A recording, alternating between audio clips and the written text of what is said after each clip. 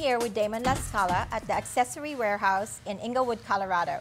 Damon is one of our favorite artists. He does custom artwork for clients, and he also did a custom piece for our showroom. So how did you get started with doing what you do today? You know, I just want to grasp the custom imagery for people using several different materials, canvases and plexiglass, and I'll even work on metal and wood.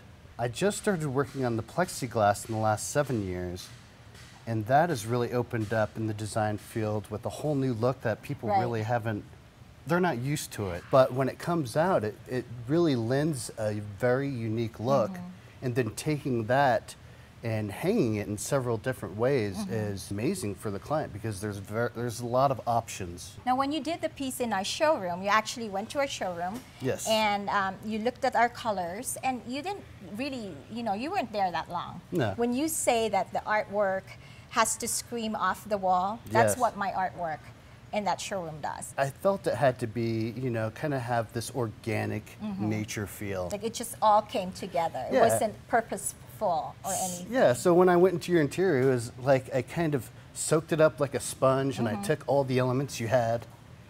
And sometimes I take pictures of interiors just so it kind of stays fresh in my mind. When people have these big spaces in their home, sometimes they have niches that, they have to have custom pieces, and it's really hard to find artwork.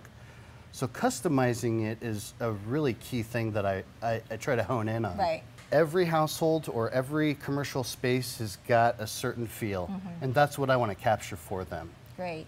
Well, I'm here to also see some of your pieces. So Fantastic. I can't wait for you to show me some of the pieces that you have here at the Art Accessory Warehouse. So why don't we go look at some of those? Okay, so these here are some of the canvases I've done. The inspiration for this was actually some poppy flowers.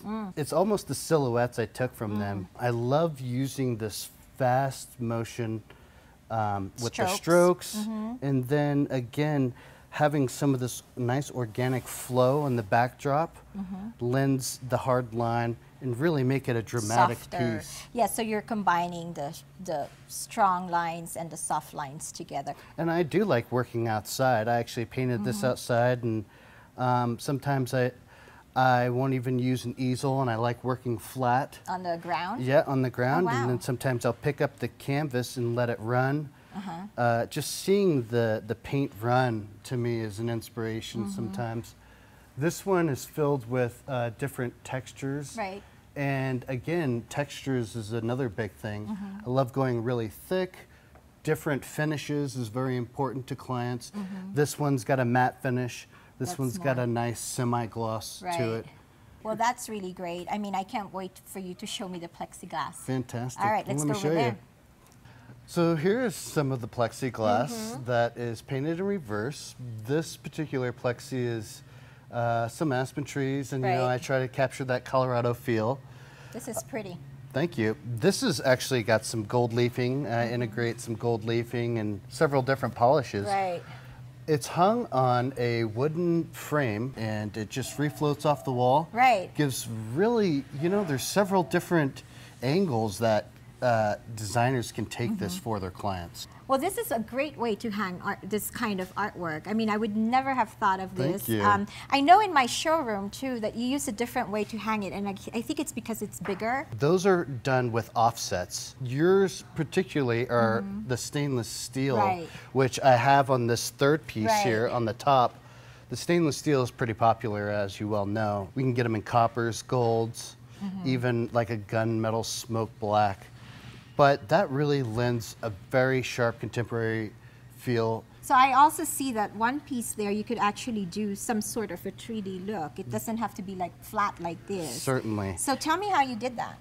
I did that with... That's plexiglass? That is plexiglass, and I bent that with a torch. Do you have to be careful when you bend plexiglass? I certainly do. It gets so hot to a certain point. Yeah, it gets very brittle. I can't let it bubble. If it bubbles too much, then it could you know, lose the aesthetic of the design itself. So I really do have to be careful.